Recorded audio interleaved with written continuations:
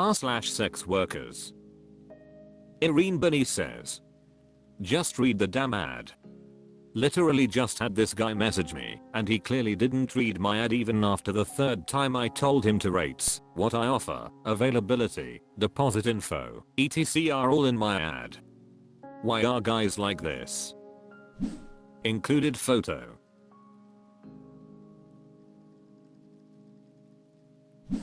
Carnivorous Beast says, maybe he can't read? r/SexWorkers. Sarah Solo says, large painful dick tips. Every time I frick someone with a large, even above average, cock, it hurts so bad. I'll be sore for days. If I meet a new guy in my real dating life, we can never go days in a row. I also decline out of return clients, even if they're the most perfect client ever. It's not worth the pain. Yes, I've told my Gino about this. She just suggested use lube. Like, thanks millisecond drive.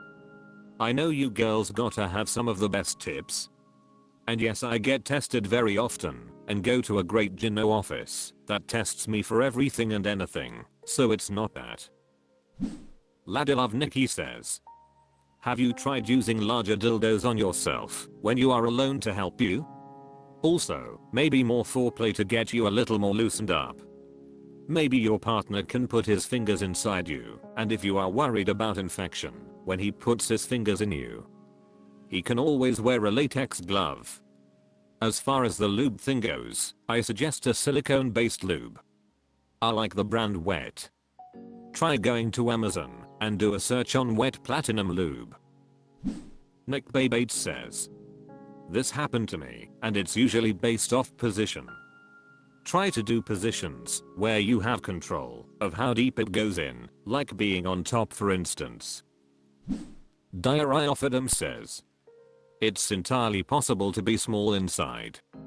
There is a whole myth about how women just get loose with time and patriarchal BS. I'm small inside.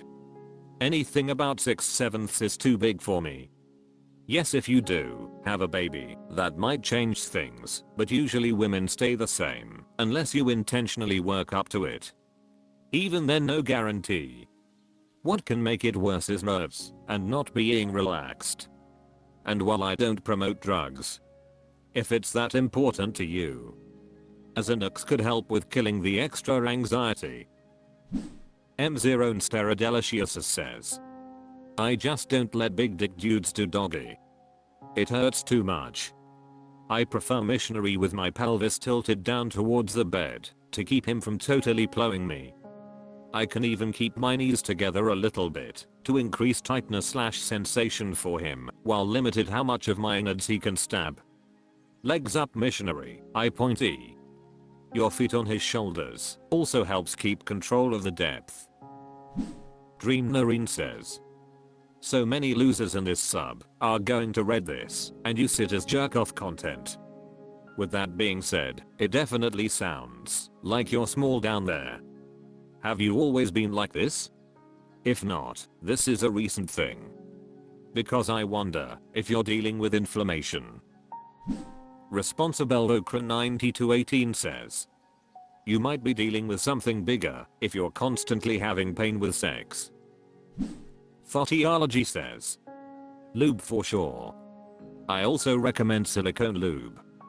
You can use Benoit balls to open up your vagina a little before. I like Lelus Benoit balls. I also take Advil to fight any inflammation. You can try using something like on-at depth limiting rings by the pelvic people if you think a client would be open to that. Also, Medicine Mama has a balm called Magic that helps with soreness after sex. I will Makia Blush says, Dilatisset. Deep breathing. Potentially a pelvic floor therapist. Luna Lamore says, endometriosis is often associated with painful sex, sometimes a stretching, ripping pain like you mentioned, and might be worth looking into. There are a ton of other underlying issues that could be causing it. Are you able to make an appointment with a different gyno that'll better listen to you? Rub Report says, Lubes and other types. Try different types and exercises. r/sex workers. Lois Loving Joy says. Current hotel bill for the year, $13,080.86. Numbers breakdown. Total bill, $13,080.86. Number of nights. 55. Average cost per night, $237.83.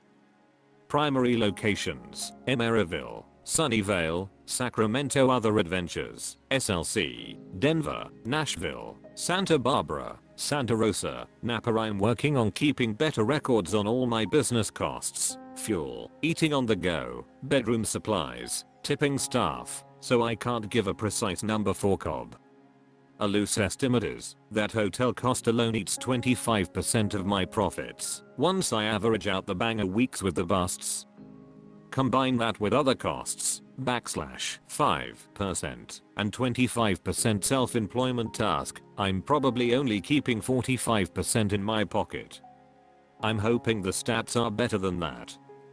Take the time to develop a record keeping system and stay on top of it. Tips. Average cost per night can be upwards of 28% above room accommodation after all taxes, fees and parking. My average room rate is $180.10 per night, but the average total cost per night is $237.83. Budget accordingly. Downtown locations cost more, and the parking is wretched. Key-carded elevators are standard. Can be surprisingly inconvenient for clients to get to, compared to surrounding areas. Hired places cost me more on average, but 100% amazing to host in. Never disappointed. Currently dabbling with IHG properties and the Marriott chains. My biggest preference, besides obvious convenience, is like location, and no keycard elevator, is having nice natural lighting on a floor with enough privacy, where blackout curtains aren't necessary. Don't develop a DoorDash habit, don't tour on holiday. Weekends, there's a high chance you'll get burnt. Make an LLC, immediately elect to be an S-Corp, make a convincing website/digital footprint for its legitimacy, put yourself on payroll. This way you can rent a private in-call space and save tons of effort and money, also helps at tax time. There are deadlines to elect S-Corp status. I failed to do this, so my LLC does nothing for me this year, but cost me additional fees. All managed rental properties I've looked at want 3 years of profit returns to prove eligibility for a self-employed person. Even with a handsome bank account and a wonderful cosigner, I'm struggling to get in anywhere half decent in Sacramento. Yes, I've tried working with local, private landlords too. John Spartan Connor says. Maybe a stupid thing to say, but are you registered in World of Hyatt? I used to work with them in Lowe's Cabazon, man. They are huge, have like already 20 sub-brands and all of them electable to spend the points. Many corpo suits make their counts on it, do a ton of work travel, and then they have free housing for their vacations, paid indirectly by their employers. Many small business owners do this too. Meet a MF who has a Chinese restaurant in Cap, had his Hyatt CC and all the business expenses. Make him so much points than he would reserve by block of 10 rooms, take the Weil family on vacations, and never spend anything on hotel. Presystems Wizard says. Many people are doing this off the books, and if they truly wanted to start paying into their social security and correctly filing tax returns, an S-Corp election may be too much of an administrative burden to handle. Late filing fees for S-Corps are steep. Many providers don't have high enough or consistent enough income to benefit from an S-Corp election either. FLCPA says. I'm a CPA, and it's worth noting that, even if you miss the deadline for electing S status, there are late relief measures that you can still take to retroactively qualify for the status. I do this frequently in my practice, and have never seen an S election denied. It really is just a matter of adding some additional language to the applications. Message me if interested in discussing further. Kevin Burns Licks Balls says. I love that you are recording your business expenses and doing planning. Fail to plan? Then plan to fail. Good for you. Diary of Adam says, depending on where you live, it could benefit you to upgrade your space so you can take in calls. Or enter SWA-friendly room per space with other SWAs. Rent in the user is $1,700-2, 500 starting, obviously more. Is in call just not your thing? Anonymous Literature says, sing up for awards and discounts at whatever chain you choose. Also, using a travel credit card can get you some rewards or points. Christopher 1214 says, do you ever require clients to book the hotel for you? I'm curious. r/SexWorkers. La Propago says, do you show your face before meeting up? I blur my face in all of my ads, and I don't send pictures of my face when they request me to do so, because at some point I did, and the person on the other end knew me. I wanted to know how you guys go around this. Do you send pictures of your face beforehand?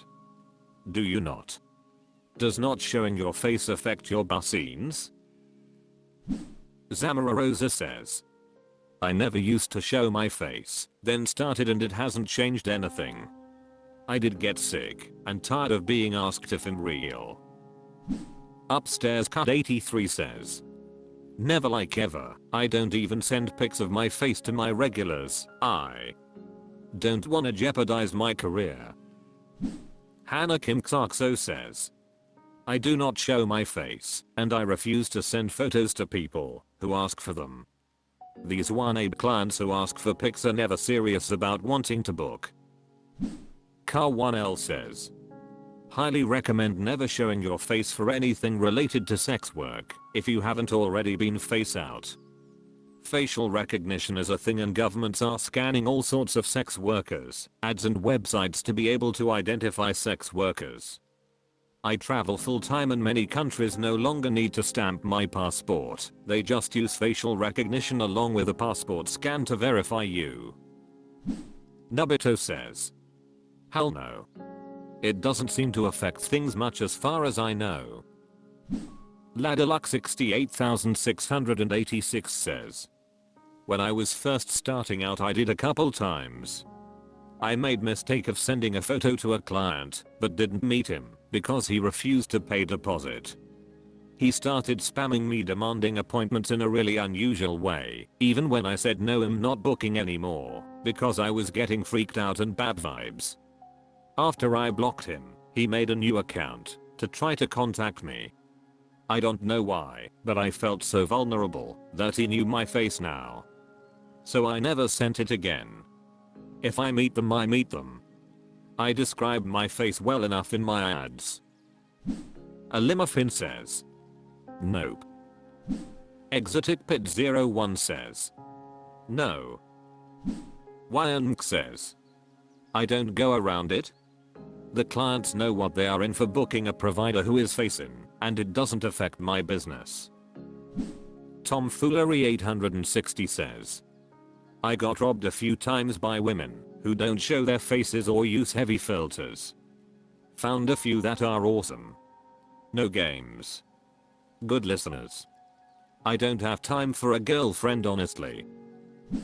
Kremakuts says, I always blur my face with the opacity set just low enough so that clients see the general harmony of my facial features. I would never send a selfie or FaceTime verify to a client before meeting. The clients that want more photos or to feet verify when you already have 15 plus pics on your ad site are usually just picture collectors or time wasters. Notice how they are not satisfied with the pics you already have. It's definition possible that face out girls get more inquiries, but I feel safer being face in and first time clients are always super excited that I'm pretty.